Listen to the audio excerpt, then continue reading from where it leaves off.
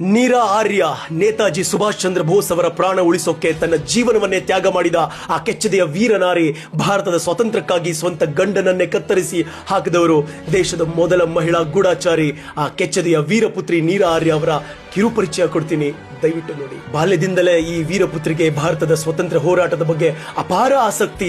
ಅವಳ ದೇಶಭಕ್ತಿ ಅವಳನ್ನ ನೇತಾಜಿ ಸ್ಥಾಪಿಸಿದ ಆಜಾದ್ ಹಿಂದ್ ಫೌಜ್ನ ರಾಣಿ ಝಾನ್ಸಿ ರೆಜಿಮೆಂಟ್ಗೆ ಸೇರಿಸುತ್ತೆ. ನೀರಾಳ ತಂದೆ ಅವಳ ವಿವಾಹವನ್ನ ಶ್ರೀಕಾಂತ್ ಜೈ ರಂಜನ್ ದಾಸ್ ಎಂಬ ಬ್ರಿಟಿಷ್ ಸೇನೆಯ ಸಿಐಡಿ ಇನ್ಸ್ಪೆಕ್ಟರ್ ಜೊತೆ ಮದುವೆ ಮಾಡಿಸ್ತಾರೆ. ಗಂಡ ಬ್ರಿಟಿಷ್ ಸರ್ಕಾರಕ್ಕಾಗಿ ಕೆಲಸ ಮಾಡ್ತಾ ಇದ್ರೆ ನೀರಾ ಸ್ವತಂತ್ರ ಹೋರಾಟಕ್ಕೆ ಸಂಪೂರ್ಣವಾಗಿ ಸಮರ್ಪಿತಳಾಗ್ಬಿಟ್ಟಿದ್ಲು.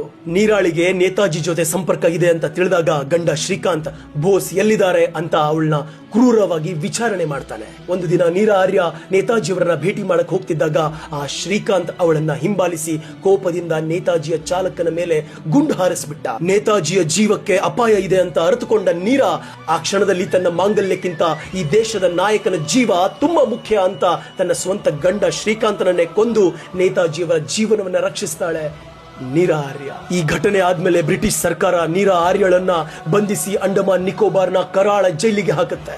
ನೇತಾಜಿ ಸುಭಾಷ್ ಚಂದ್ರ ಬೋಸರ ಬಗ್ಗೆ ಮಾಹಿತಿ ನೀಡಿದ್ರೆ ಬಿಡುಗಡೆ ಮಾಡ್ತೀವಿ ಅಂತ ಬ್ರಿಟಿಷರು ಆಸೆ ತೋರಿಸ್ತಾರೆ. ಆದ್ರೆ ಈ ವೀರಪುತ್ರಿ ಯಾವ ಕ್ರಾಂತಿಯ ಗುಟ್ಟನ್ನ ಬಿಟ್ಟುಕೊಡದೆ ಅಚಲವಾಗಿ ನಿಲ್ತಾಳೆ. ನಾವು ಇಮ್ಯಾಜಿನ್ ಕೂಡ ಮಾಡಕ್ ಆಗಲ್ಲ ರೀ, ಅಷ್ಟು ಕಷ್ಟ ಕೊಟ್ರು ಕಣ್ರಿ ಈ ಬ್ರಿಟಿಷರು ನಮ್ಮ ನೀರಾ ಆರ್ಯ ಅವರಿಗೆ. ಇಷ್ಟೆಲ್ಲ ಕಷ್ಟ ನೋವು ಸಂಕಟ ಆದ್ರೂ ತನ್ನ ಸಹಚರರ ಬಗ್ಗೆ ಒಂದಿಷ್ಟು ವಿಷಯ ಬಾಯಿ ಬಿಡ್ಲಿಲ್ಲ ಕಣ್ರಿ ನೀರಾ ಆರ್ಯ ಅವರು. ಆದ್ರೆ ಬೇಸರದ ಸಂಗತಿ ಅಂದ್ರೆ ಭಾರತದ ಸ್ವತಂತ್ರ ಹೋರಾಟದಲ್ಲಿ ಹೊಸ ದಾರಿ ತೋರಿದ ಈ ವೀರಪುತ್ರಿಯ ಕೊಡುಗೆಯನ್ನ ದೇಶ ಬಹುಕಾಲ ಮರೆತು ಬಿಟ್ಟಿತ್ತು. ಅವರು ತಮ್ಮ ಜೀವನದ ಕೊನೆಯ ದಿನಗಳನ್ನ ತುಂಬಾನೇ ಕಷ್ಟದಲ್ಲಿ ಕಳೀತಾರೆ. ಯಾರಿಗೂ ಕಣ್ಣಿಗೆ ಕಾಣದ ಹಾಗೆ ಗುಡಿಸ್ಲಲ್ಲಿದ್ದು ಹೂ ಮಾರ್ಕೊಂಡು ಕಷ್ಟದಲ್ಲಿ ಜೀವನ ಸಾಗಿಸ್ತಾರೆ. ಕೊನೆಗೆ 1998 ಜುಲೈ 26 ಹೈದರಾಬಾದ್ನ ಉಸ್ಮಾನಿಯಾ ಆಸ್ಪತ್ರೆಯಲ್ಲಿ ಈ ಮಹಾತಾಯಿ ನಿಧನರಾಗ್ತಾರೆ, ಹುತಾತ್ಮರಾಗ್ತಾರೆ. ಈ ವೀರ ಚರಿತ್ರೆ ನಮ್ಮ ಇತಿಹಾಸದ ಪುಟಗಳಲ್ಲಿ ಕೇಳಕ್ ಸಿಗಲ್ಲ, ಅದೇ ಬೇಜಾರು ಕಣ್ರಿ.